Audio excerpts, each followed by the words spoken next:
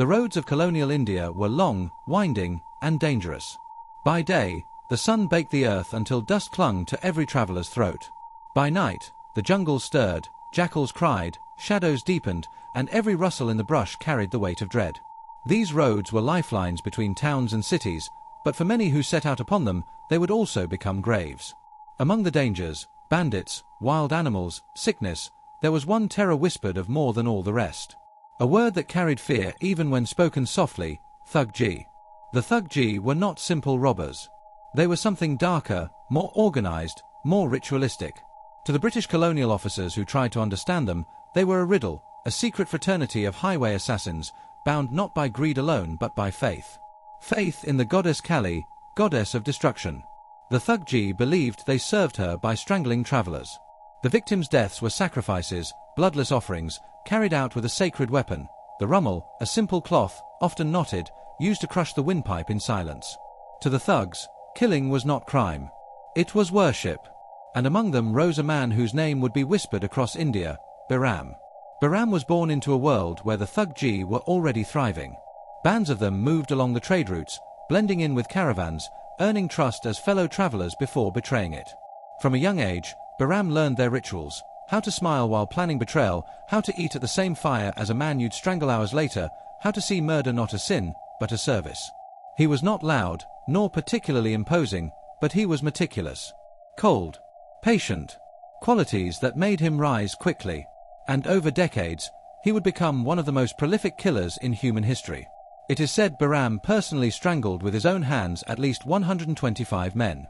But when you count the murders he orchestrated, led, or ordered, the number swells. Some records place it at more than 900 lives taken. 900 travelers who set out on India's roads and never returned. Picture it, a group of weary travelers stopping beneath a banyan tree to rest. Behram and his men would already be among them, disguised as fellow pilgrims, merchants, even holy men. Conversation flowed easily, stories shared, food exchanged. Then, at the right moment, a signal was given. The rummel cloths flashed in the firelight. In seconds, throats were crushed, silence fell, and bodies were dragged away into shallow pits. Jewelry and coins were taken, but often sparingly, enough to survive, not enough to draw attention. Because it was never just about the loot. It was ritual. It was worship. The British only slowly began to notice. Travelers vanished, caravans disappeared, families mourned without answers. But India was vast, its roads uncountable. The deaths seemed like misfortune, banditry, or fate. Until patterns emerged. Colonial officers pieced together scattered reports. Survivors spoke in whispers of men who traveled with them, only for others to vanish in the night. Rumors of a network surfaced, not lone killers, but an entire brotherhood of death. The word Thuggee began to chill the British imagination. And as the noose tightened on this hidden world, one name rose above all others, Behram. Behram's reputation was legendary among his peers. He was said to wear a medallion that belonged to Kali herself, granting him power over life and death. Some claimed his very presence brought fear to his victims before the cloth ever touched their throats. He kept records of killings, not in paper, but in memory, reciting details to prove his tally. But legends cannot protect a man forever. By the 1830s, the British had launched full-scale campaigns against the Thuggee. Officers like William Sleeman made it their mission to hunt down and dismantle the cult. Villages were questioned, survivors interrogated, captured thugs turned into informants. Slowly, the Brotherhood's secrets were dragged into the light. Behram's name surfaced again and again in testimonies. He was not just another killer.